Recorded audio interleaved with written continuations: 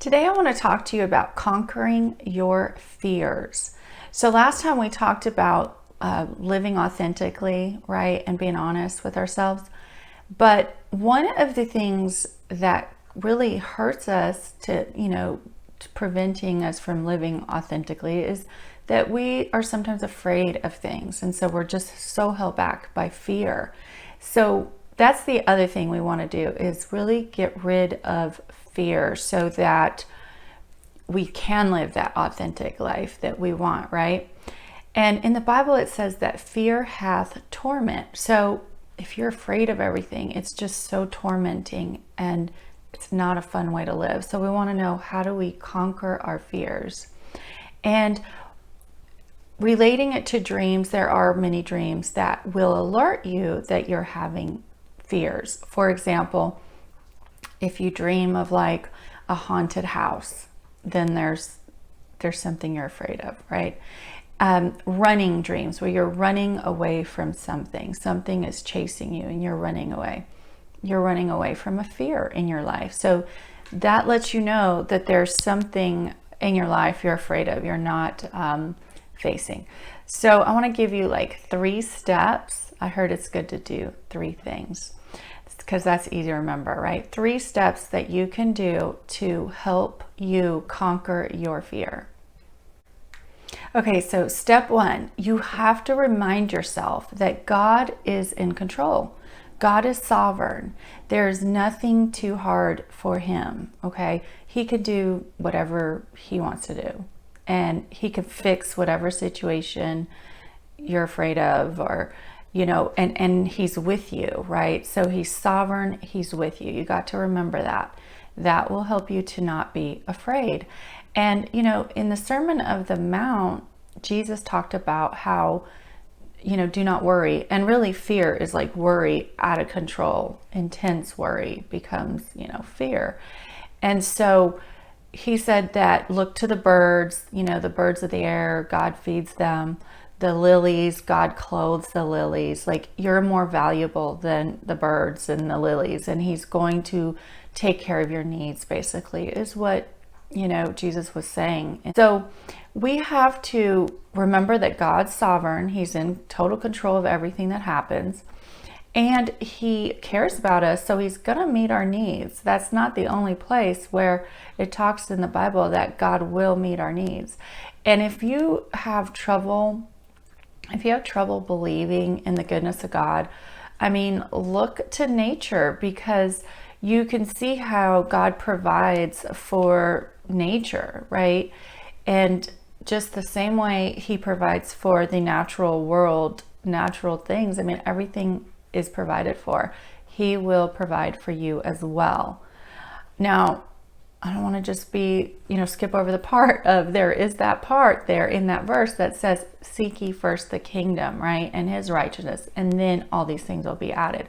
So again, it goes back to, if we are tuned in, we're following, what God is telling us to do, and we're not going against our conscience, but we have a clear conscience and we're doing the best we can, then we can really trust God to provide for us. And so just remembering that God is in control and he is a good God, that's going to help you to overcome your fear. Okay.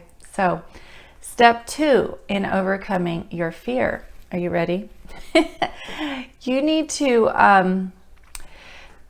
then face your fear. Okay. It's really difficult to overcome a fear. Sorry. It is very difficult to overcome a fear that you haven't even identified, because you don't even know what you're battling, what it is. So you really have to, get alone, get into prayer, and really ask the Lord to reveal to you, what exactly am I afraid of? What am I so worried about? Get to the root of it and identify that fear so that you can face it, okay? And, in psychology, behavioral psychology, they use like exposure therapy. So they expose you to whatever it is you're afraid of. So like if you're afraid of elevators or whatever, they'll like take you to go look at an elevator, touch the buttons. Eventually you get in there, you go up, you know, until you become familiar and you realize there's nothing to be scared of. So they do the same thing with like people who are afraid of flying. So anyway, so exposure therapy, but from a spiritual sense, if we want to look at this, you know, from a different way, you have to identify that fear, I believe. And then what you want to do, once you've identified what exactly you're afraid of, you need to, step 2 is to admit that you are afraid. So you admit to God, I'm afraid of this. Don't deny it, because then you're just perpetuating this. You're just in denial. You're avoiding. You're not dealing with the issue. So once you've actually identified it, you want to admit it. You want to pray about it and tell God about it. That's what I mean by admitting it. It's like you want to say, God, I'm afraid of this. Lord, I am fearful of this. And by doing that, you're humbling yourself and you're asking for God to help you, because, you know, it says in the Bible that we can do nothing apart from God. Like He gives us the very breath, you know, the air we breathe. So we can't take a breath without Him. So you're not going to be able to overcome your fear without God's grace, you know? So in admitting, God, I need you here. I cannot. I'm afraid. I'm going to need you to enable me to conquer this fear. Then you are humbling yourself and you're opening up yourself to the power of God to work in you and to really do what you can't do. You know, addicts do that, right? That's the first step, like in overcoming addiction, is to admit like that you are powerless and to look to a higher power. And so that's what we're doing in step 2. You're admitting your weakness and you're asking God to deliver you from it, basically, okay?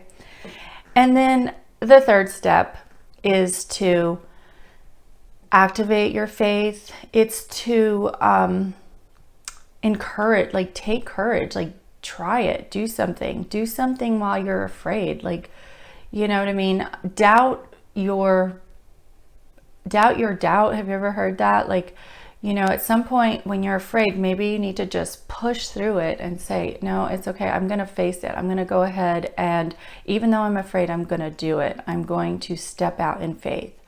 And really at that point, then you've done your part and now God can do His part, and you'll be surprised what you can overcome, you know, because that faith will grow and eventually you'll get over the fear. Maybe you're thinking, I don't really have a lot of faith. You only need a little bit of faith. You need mustard seed faith. Is that my dog? Sorry, I'm having issues with my dog.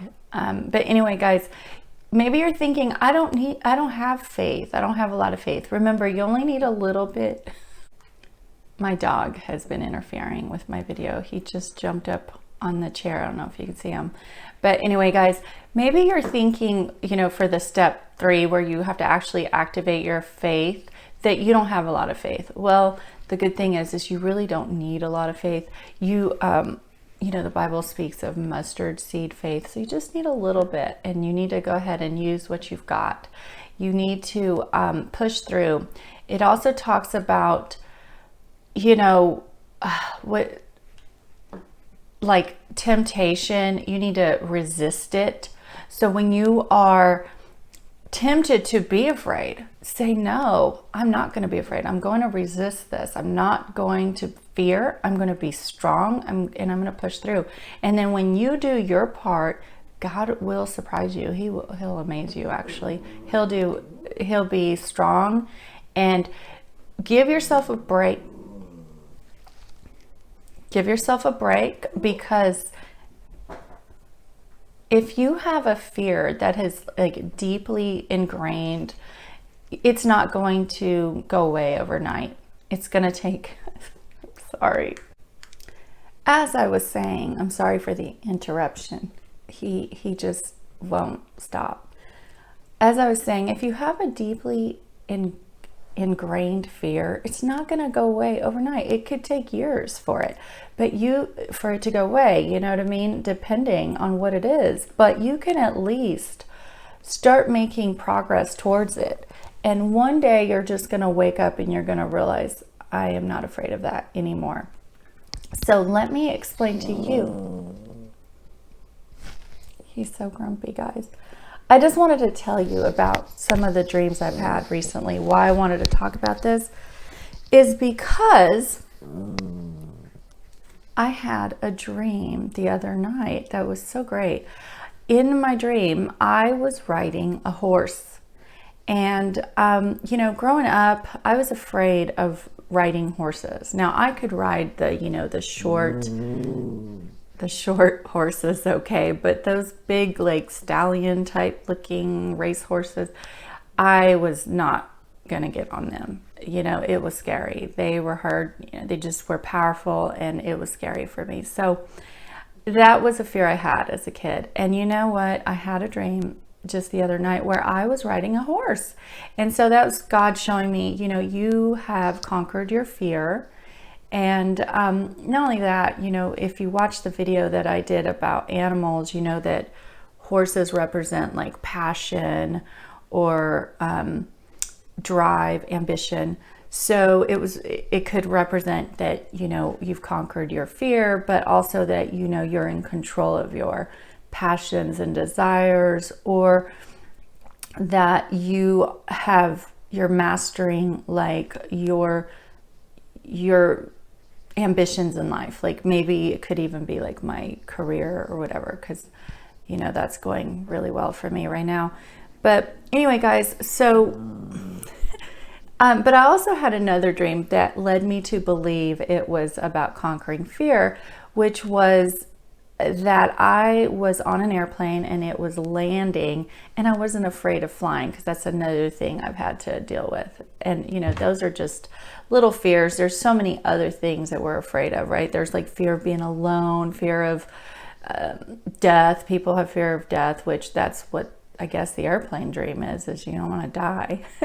But anyway, so I've just had some really good dreams about overcoming. And that dream about like the haunted house, you know, if you overcome your fear, then you're going to find that there is no more haunting, which I've also had that. So I've had to really face my fears.